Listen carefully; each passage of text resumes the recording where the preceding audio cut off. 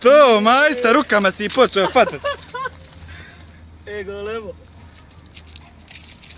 Ovo je jedini ribar u opštini koji ribe hvata rukama.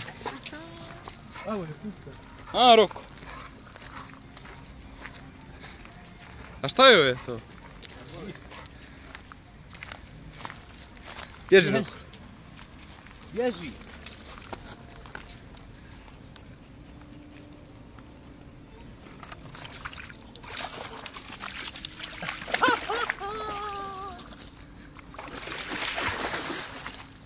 Drama.